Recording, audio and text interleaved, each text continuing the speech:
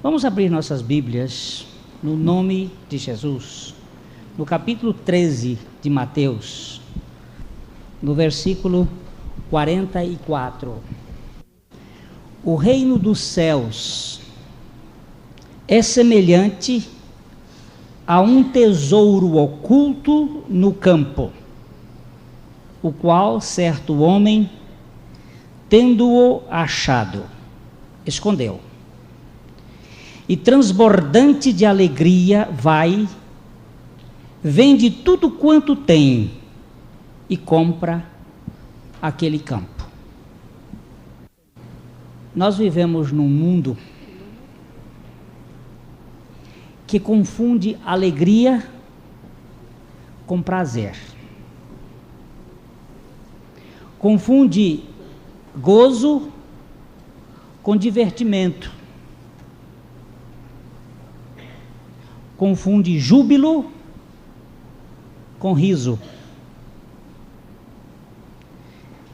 Muitos investem o tempo e dinheiro em busca de conforto, pensando que estão aplicando em alegria. Mas a alegria é um estado do ser. Quando se encontra aceito, quando se encontra amparado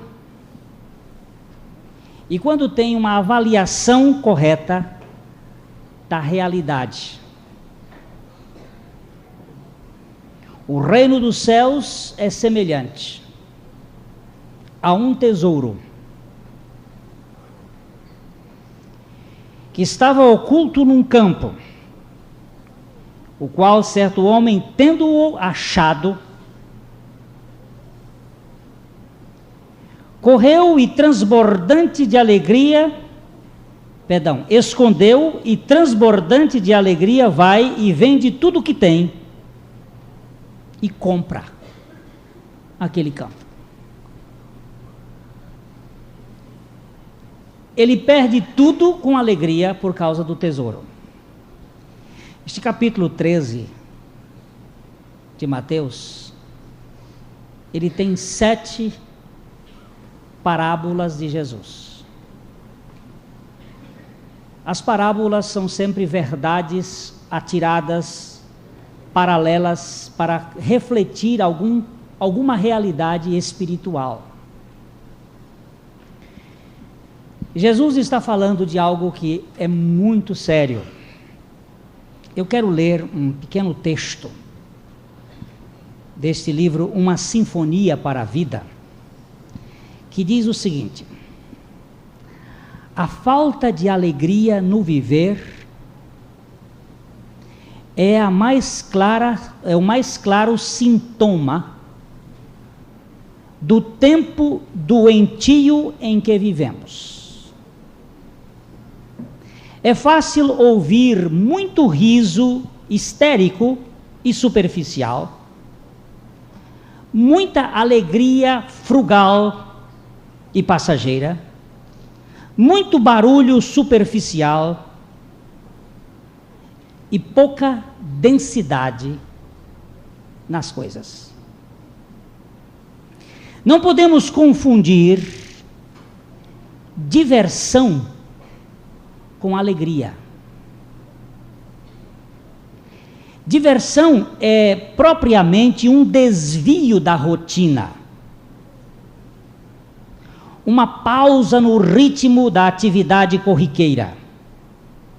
Ela pode resumir-se a um café saboroso no restaurante da esquina, ou a um passeio pelo jardim, ou pode assumir formas mais elaboradas como um show, uma viagem, um cinema, ou até uma aventura na selva. Mas não necessariamente a alegria está presente em todas essas diversões. E de qualquer forma, a alegria de que estou falando é muito mais do que isso.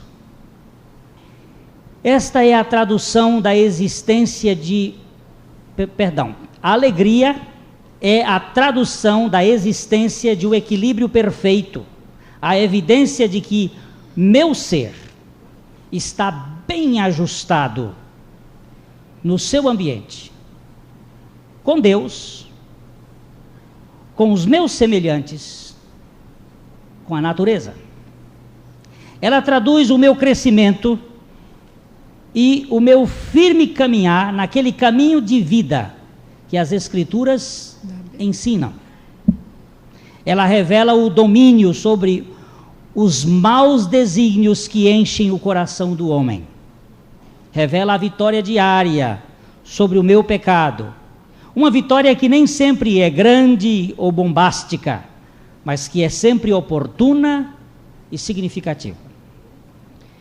Ela traduz a confiança na minha própria vida e indica que cada dia a fé que me faz viver renova a visão do futuro e me permite experimentar a dignidade de ser um homem criado à imagem e semelhança de Deus, que caminha com esperança para o seu reino. Ninguém pode esquadrinhar o coração do seu próximo e saber que tipo de visão do mundo ali está presente, mas eu posso olhá-lo nos olhos e perceber se há ou não alegria em sua vida e em seu modo de agir. E eu creio com firmeza que só a visão bíblica dos fatos produz a alegria de viver, que só ela está na raiz da vida produtiva e bem-sucedida que parte da ressurreição. A grande parte das pessoas que vivem neste mundo vive mendigando momentos de alegria, mas não são verdadeiramente alegres. Por alguns instantes, passam no shopping das emoções, buscando alguma quinquilharia numa das lojas da vida para encontrar um momento de prazer, uma hora, como disse o poeta, feliz, sempre adiada, que não chega nunca em toda a vida. Porque sempre adiamos, sempre empurramos com a barriga. Mas a alegria é, de fato, um tesouro. Este homem, ao encontrar o tesouro, ele dista tudo com alegria por causa desse tesouro. Então, se você puser a igualdade, quanto vale o tesouro? Ele é igual a toda alegria. Eu perco tudo por causa desse tesouro. Mas ele o fez não por constrangimento, não por dever, não por obrigação, mas com alegria. Um parêntese. Todas as pessoas que vêm, por exemplo, adorar ou vêm à igreja por obrigação, não conhecem nada do que é alegria. Não conhecem nada do que é Deus.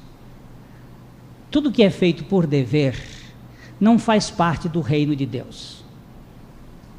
O reino de Deus é movido pelo amor e pela alegria. Ninguém é obrigado. E as coisas que são feitas por obrigação, elas são pesadas. Elas fazem parte do comportamento dos homens, da ética e da etiqueta humana, não da divina. A divina é movida por alegria e por amor. E o verdadeiro sentido da alegria, ele parte do conceito de aceitação. Quando você descobre que você foi aceito,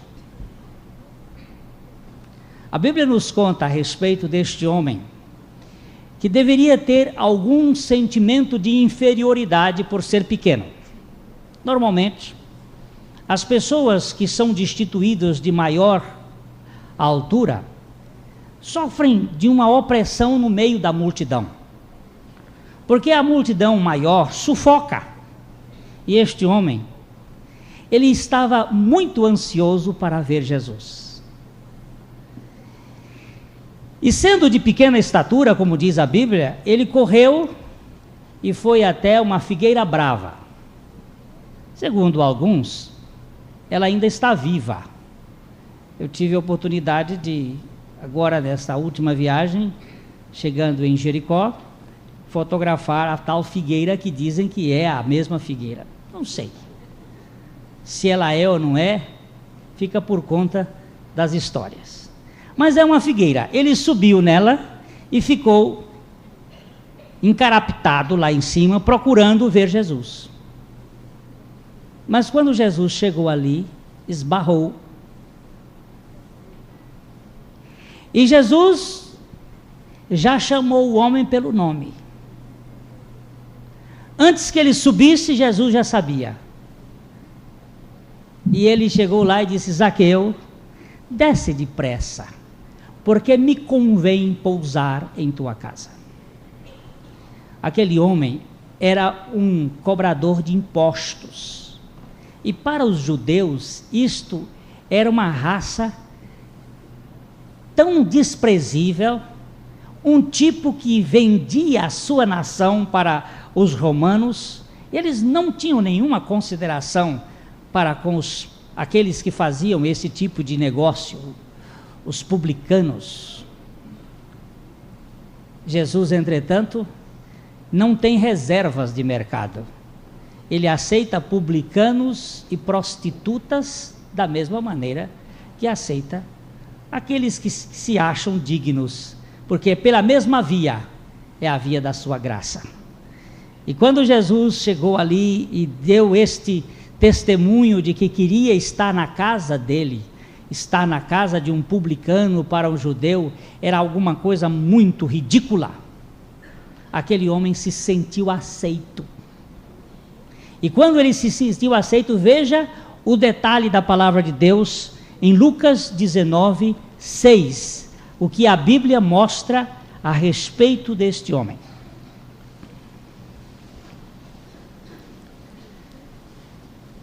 Desceu, pois, a toda a pressa e o recebeu com alegria. Olha só.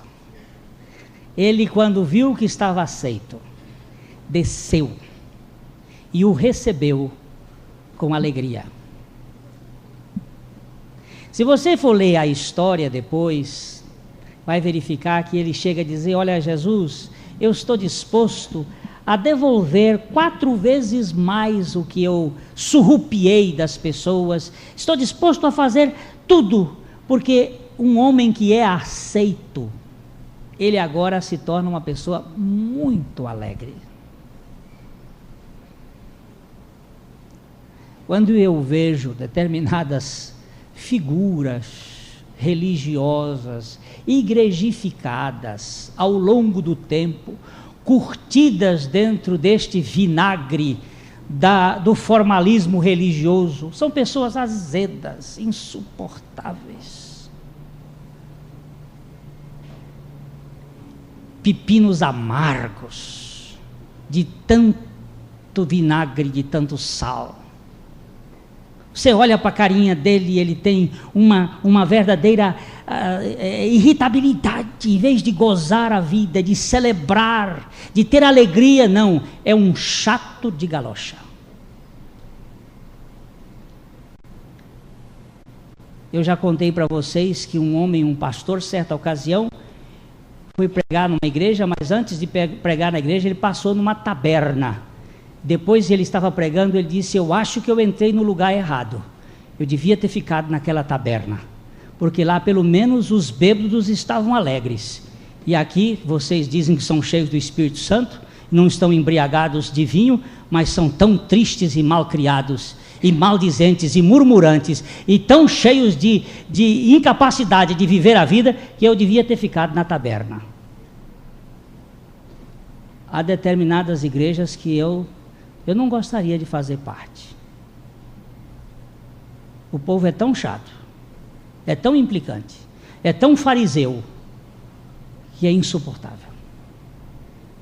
A salvação parte da alegria, queridos, e é a alegria de ser aceito. Deus desceu do céu para me aceitar, e eu não sou aceitável.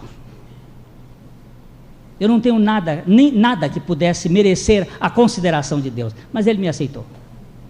Eu fico estupefato com isto que Deus fez. Como é que Ele teve coragem de me aceitar? Mas Ele me aceitou.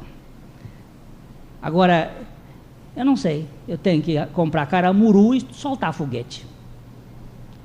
A única coisa que eu posso fazer é louvar a Deus por ser tão misericordioso. Hebreus capítulo 10, versículo 34, fala de uma gente toda especial. Aqueles que sentem prazer em serem espoliados. É uma coisa que eu nunca pude entender, mas a Bíblia fala disso.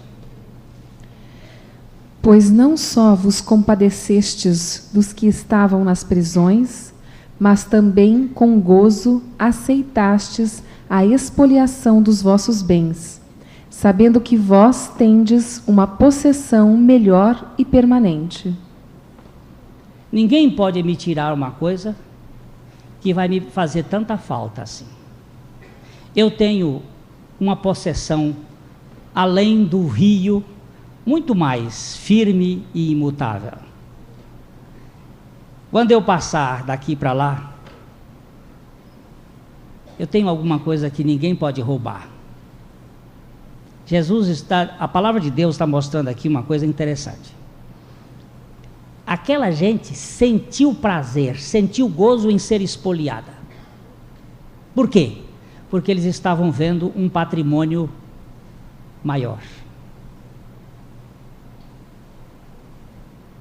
Nós às vezes ficamos tão irritados porque perdemos uma máquina fotográfica.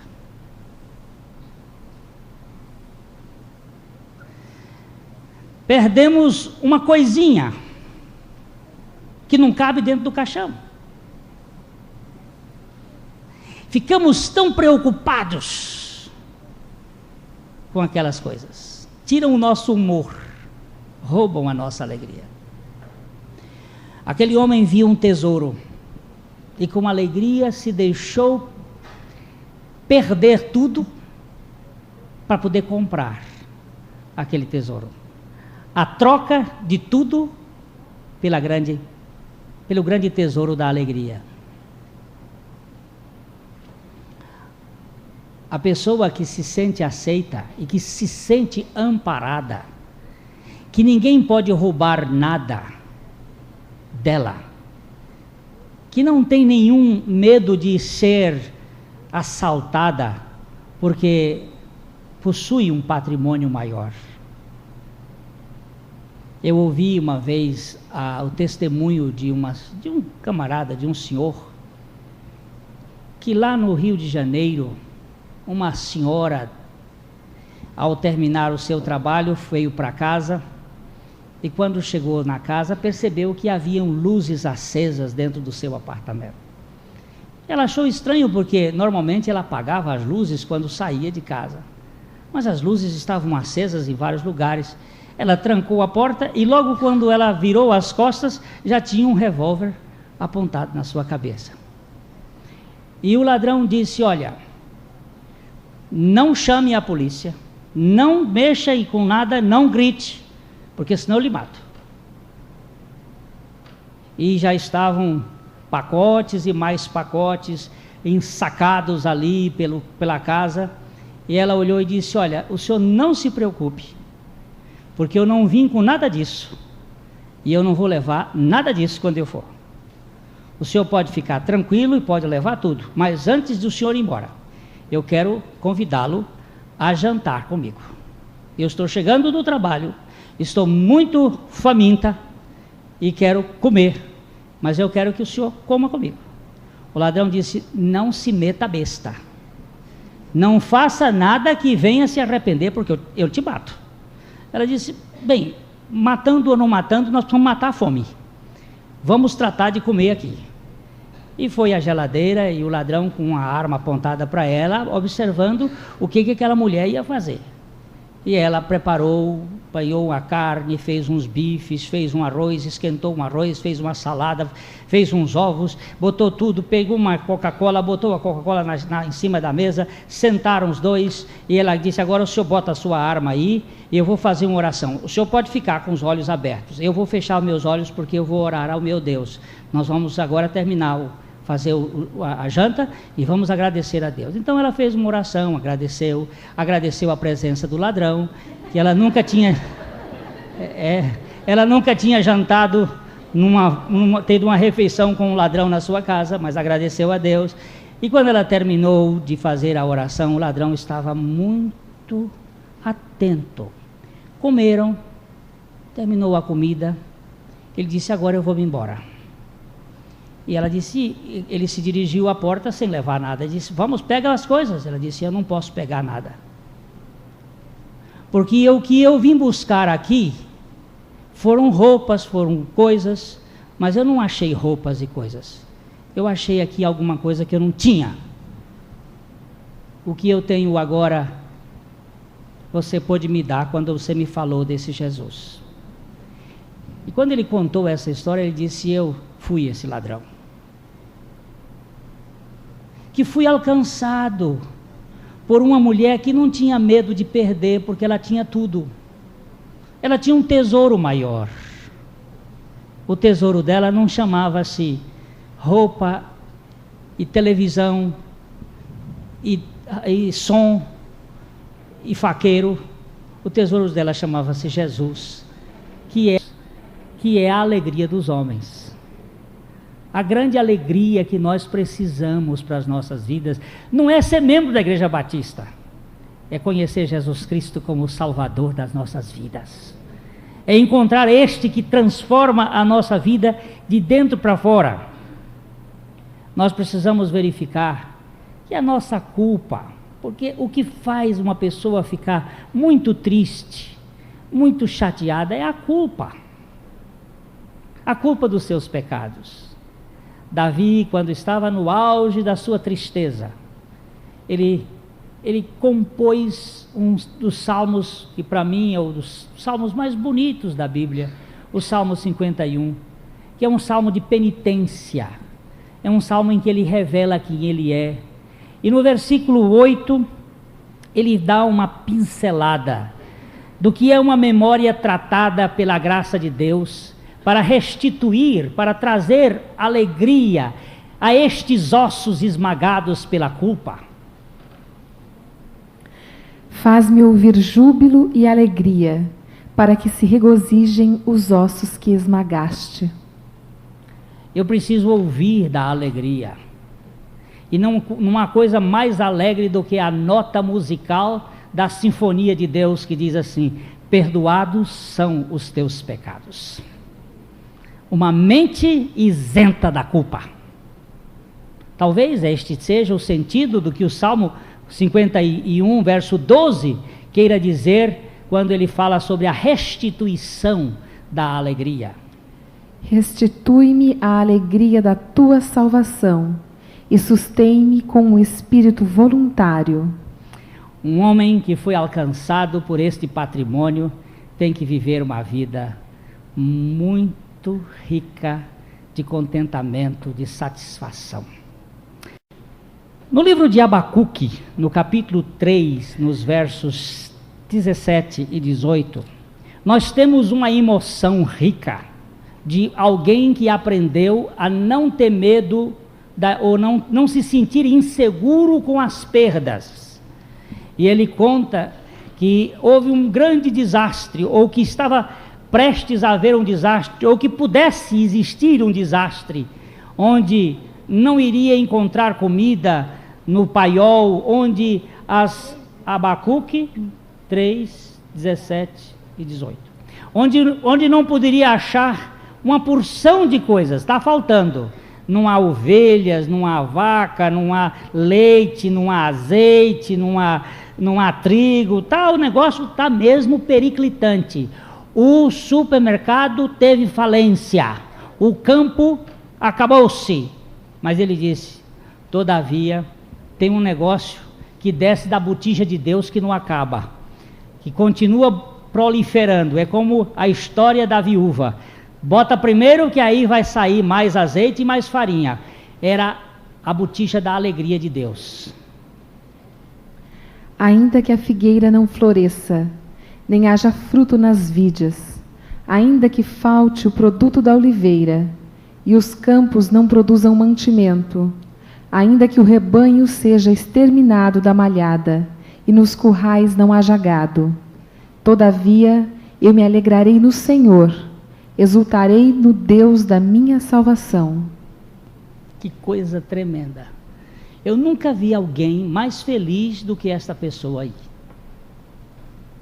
Não tem nada para comer, não tem nada, e não tem esperança, não vem chuva, a coisa está difícil, a crise está no ápice, o banco zerou, foi desempregado, não tem nenhuma esperança. Ele diz: mas olha, chove lá na horta de Deus uma coisa chamada a alegria, o contentamento. Eu me alegrarei no Senhor e exultarei no Deus da minha salvação. A alegria é uma coisa também para o futuro. Eu falei da ideia que nós temos da aceitação, da ideia do amparo, da segurança, do ser guardado, mas é também a perspectiva para o futuro, para o amanhã, para o depois, para o adiante. Eu digo sempre que a alegria tem 3 tempos: antes, agora e adiante, depois. E a Bíblia nos fala no Salmo 30, no verso 5, que o choro tem um tempo, ele pode durar durante uma noite, mas quando o sol raiar, ele vai trazer com o seu brilho, com os seus raios, a fulgurância da alegria.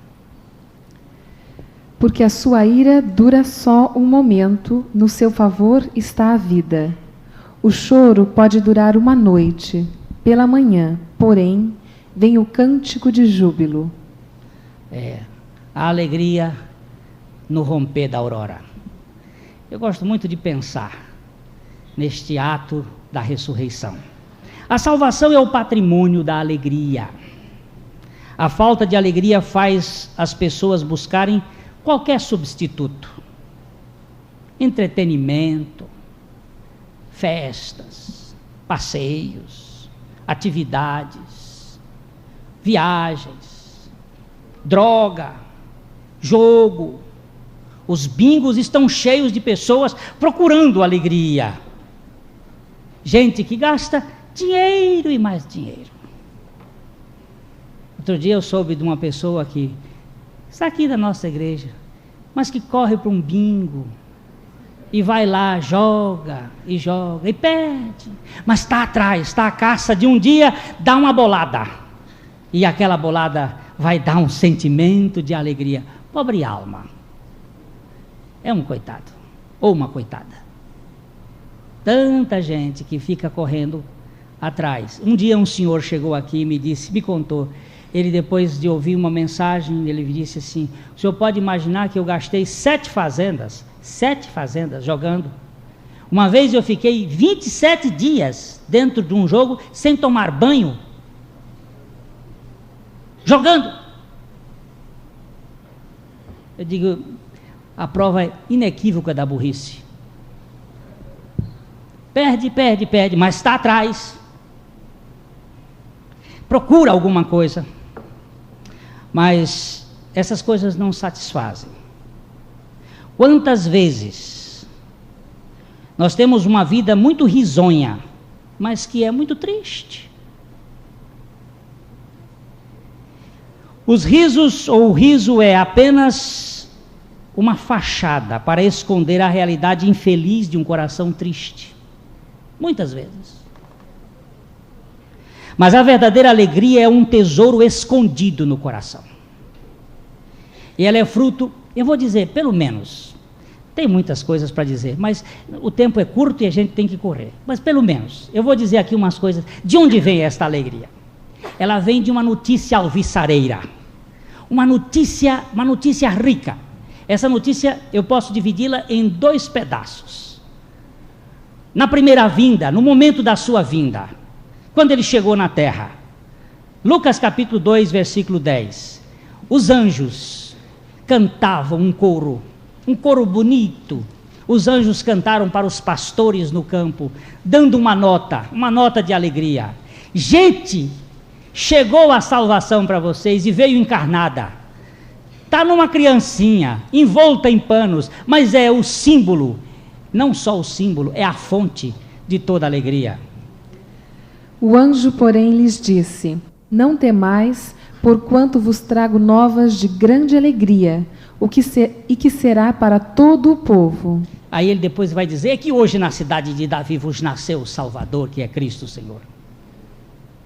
Um homem que não tem esperança agora pode saber, chegou a salvação. E tem endereço, está lá na cidade de Davi. Ele está ainda muito pequenininho, mas é a fonte de toda alegria. É a alegria que satisfaz, que você não precisa ir buscar em alguma festa, ela fica dentro, escondida no seu coração. Mas houve um outro momento dessa notícia, que eu chamo de notícia alvissareira. Foi quando um grupo de mulheres, tristes, decepcionadas e acabrunhadas, com um patuá de ingüentos, ia lá para um lugar de morto, para besuntar um corpo e preservá-lo, e de repente um grupo de anjos aparece de novo para dar uma notícia. E está em Mateus, no capítulo 28, vamos começar com o versículo 6 até o versículo 8, Mateus 28, vamos ver aqui, 28, versículo 6. Não está aqui porque ressurgiu, como ele disse. Vinde, vede o lugar onde jazia, e ide depressa, e dizei aos seus discípulos que ressurgiu dos mortos, e eis vai adiante de vós para a Galileia, ali o vereis. Eis que vô-lo tenho dito. E, partindo elas, pressurosamente do sepulcro, com temor e grande alegria, correram a anunciá-lo aos discípulos. Como é que elas ficaram? Estão lá cavando igual Peba, um sepulcro, que Peba é aquele tatu que cava defunto. Estão lá procurando defunto no meio de morto. Escuta, o que vocês estão fazendo aqui no cemitério, procurando quem vive? O homem não está aqui, ressuscitou, arrebentou a boca do balão. O que vocês estão fazendo aqui com esse negócio aqui no meio de sepultura? Há uma manhã radiante em que Jesus ressuscitou, e tem gente que ainda fica down, para baixo, macambúzio, dizendo, não tem jeito para mim, não posso. O céu da vida dessas pessoas é o tempo todo enuvoado, não tem sol. Espera lá, não conhece o dia da ressurreição? A notícia alvissareira é que o Salvador nasceu, foi para uma cruz, morreu, nos levou a morrer, nós morremos com ele e ele ressuscitou para nos dar vida. Opa, temos que contar isso para o mundo. Tem notícia boa. Tem notícia boa. Como foi bonito, foi gostoso ver vocês cantar esse hino tão lindo, com Jesus. Eu nada seria, né? Sem Jesus. Estão acordados. Pensei que estava dormindo. Sem Jesus. A notícia alvissareira. Segunda coisinha que eu queria levantar com vocês é que o motivo desta alegria é que nosso nome está registrado no cartório de Deus. Os discípulos... Bobagem. Os discípulos voltaram de uma missão de poder lá, que expulsaram o demônio e viu o demônio caindo, e eles vieram, Jesus, o senhor não pode imaginar o que foi que vocês estão tão alegres assim, é que os demônios se nos submetem em vosso nome. E disse, bobagem, demônio se submeter em meu nome é a coisa mais simples, vocês se deviam alegrar, não é porque que demônio você manda demônio sair, demônio sai, não. Vocês deviam se alegrar por causa de uma coisa. Lucas 10, 20. Qual é o motivo da alegria que vocês devem ter?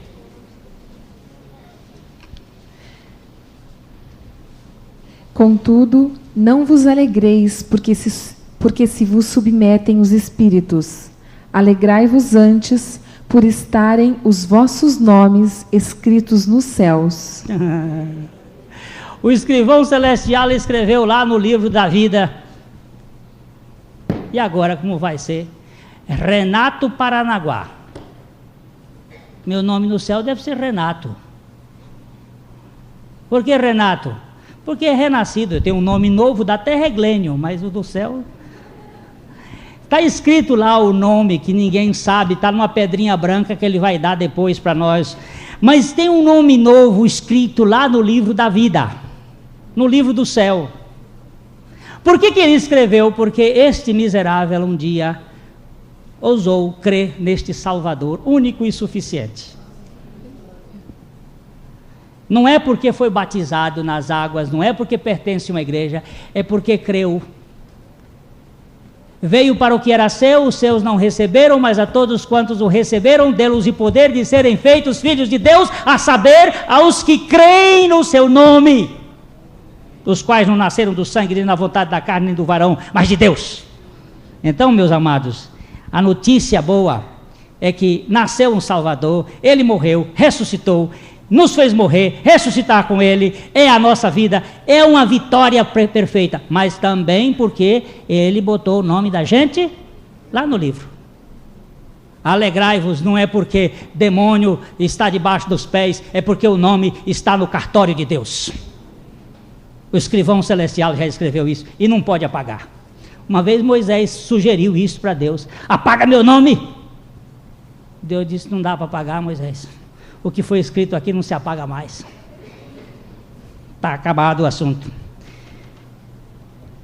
Uma terceira razão que eu queria deixar com vocês aqui, por que esta alegria, este patrimônio extraordinário, é em razão de que a mensagem que nós temos é uma mensagem inegociável dada por Deus em Cristo Jesus. Está em João capítulo 14, versículo 11. Jesus falou aos seus discípulos dizendo estas palavras. É 15, 11. Tenho-vos dito estas coisas para que meu gozo esteja em vós e o vosso gozo seja completo. Outra versão diz: tenho-vos dito isso para que a minha alegria esteja em vós e a vossa alegria seja completa. Alegria fruto das palavras de Jesus, consequentes palavras de Jesus. Ou como eu sou feliz, porque eu tenho uma escritura, e nessa escritura estão garantidos todos os direitos, e um dos direitos mais excepcionais, que eu vou chamar de o quarto pilar deste fundamento, está no Salmo, o fundamento da alegria, está no Salmo 16, versículo 11. Tu me farás conhecer a vereda da vida. Na tua presença há plenitude de alegria. A tua mão direita há delícias perpetuamente.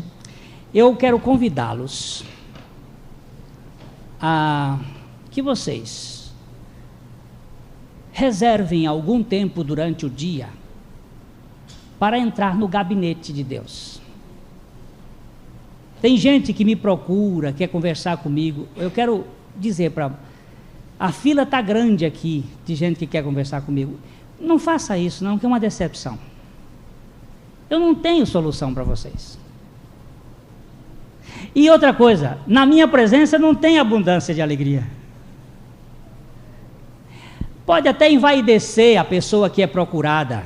Ela se sente assim: puxa vida, uma pessoa me procurou para eu dar alguma solução. Mas eu posso dizer com toda a sinceridade, eu não tenho solução. Eu só posso fazer para você uma coisa que alguém disse uma vez, que nós somos mendigos dizendo a outro mendigo onde foi que achamos o pão. Eu posso dizer: ó, o pão está ali, e o pão é Cristo. Mas na presença do Senhor há abundância de alegria. Se você decidir, como um ato da sua vontade, a ter um momento por dia para ficar na presença daquele que há abundância de alegria, eu posso garantir uma coisa: vai mudar. Vai começar gotejando e daqui a pouco vai descer um caudal de abundância de alegria. Na sua presença, há abundância de alegria. O salmista chegou a dizer, lá no Salmo 43, verso 4, que nos altares de Deus, ele encontrava no próprio Deus a sua alegria. 43, 4. Então irei ao altar de Deus, a Deus que é a minha grande alegria, e ao som da harpa te louvarei, ó Deus meu. Ele é a minha alegria. Eu queria dizer para vocês o seguinte: quando a porta lá da minha casa começa a ficar roncando, eu vou lá e pego um WD e nas fechaduras, nas dobradiças, e a coisa corre lisa.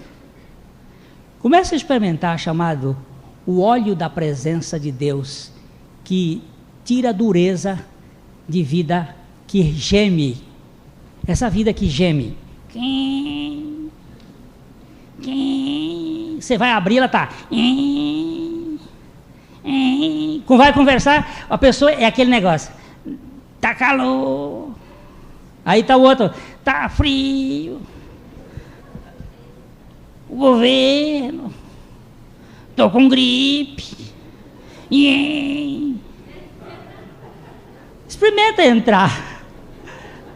entrar por alguns instantes na presença de Deus e gozar o óleo da unção da presença de Deus, para ver como é que fica. Começa a sair de lá dizendo: oh aleluia, oh meu Deus, eu te louvo por esse problema. E quando conversar, a gente nem sente que é vítima. Você percebeu? Ficou bom. Nem sente que é vítima, porque a maior parte das conversas é um vitimismo doentio. Você sabe que o coração não tem alegria. Aquele homem achou um tesouro, largou tudo. Esse tesouro não há coisa mais preciosa. Verso 17, que a fé nos é dada pela palavra de Deus. Nós podemos pegar uma pessoa que não tem fé nenhuma e começar a expor a palavra. É como se você pusesse uma esponja seca dentro de uma bacia. Quando você põe a esponja dentro da bacia, de repente a água começa a penetrar nos espaços da bacia, da esponja, e daqui a pouco a esponja começa a pesar e ela começa e afunda, porque a água entrou na esponja. Então a palavra de Deus vai entrando no indivíduo e vai gerando fé de uma maneira espontânea, de uma maneira graciosa. Ela vai gerando. Se eu me expuser aos raios solares, daqui a pouco eu estou bronzeado com aquela cor de praia naturalmente. É só me expor ao sol. De sorte que a fé é pelo ouvir e o ouvir pela palavra de Deus. No processo da salvação, nós somos convertidos por Deus, é Deus que nos converte, e o Espírito Santo, ele entra como este agente do convencimento, Jesus Cristo como o autor da fé, pela sua palavra. A palavra de Deus em nós opera a fé, e Deus Pai, você está vendo a trindade toda envolvida? Romanos 2:4 nos mostra claramente que é Deus quem nos dá, pela sua bondade, pela sua paciência, pela sua longanimidade, o arrependimento. Ou desprezas tu as riquezas da sua benignidade e paciência e longanimidade, ignorando que a benignidade de Deus te leva ao arrependimento? Conversão é um processo da graça de Deus na vida do ser humano, gerando o ato divino de convencimento de pecado, de fé genuína e de arrependimento profundo e sincero. vão dar exatamente no descanso da obra do Calvário em Cristo Jesus, o descanso do novo nascimento. Novo nascimento é um ato, não é um processo. Novo nascimento é um ato. Gravidez é um processo, mas nascimento é um ato. É aquele momento em que o feto, a criança é colocada para fora do útero. É o momento do nascimento, é um ato. Então, nós podemos estar no processo da conversão. Neste processo, o indivíduo tem decepções, etc. Ele quis, não quis. Daí onde nós voltamos a dizer, há a apostasia, há o desânimo. É uma vida cíclica, às vezes vai lá no ápice, os em processo de conversão, às vezes chega lá no monte da transfiguração e depois desce até as regiões abissais da barriga do peixe.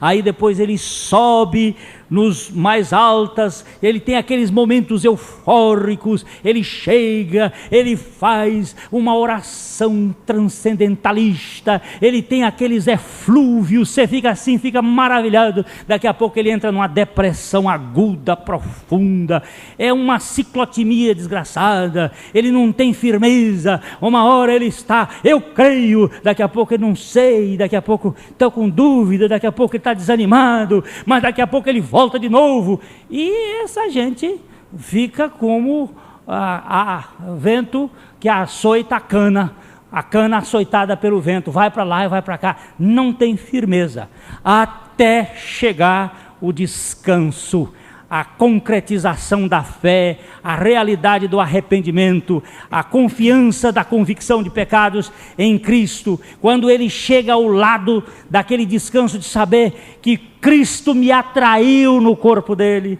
que Cristo me crucificou lá na cruz com ele, que Cristo me regenerou dando-me vida juntamente com ele, aí vem descanso.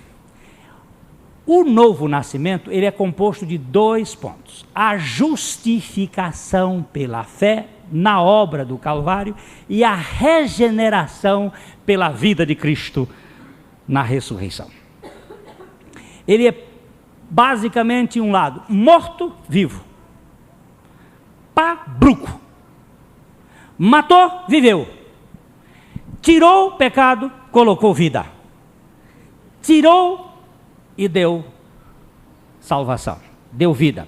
Então, o novo nascimento é a obra de Deus por meio de Jesus Cristo, que justifica o pecador na cruz e regenera o santo na ressurreição, dando-lhe vida eterna.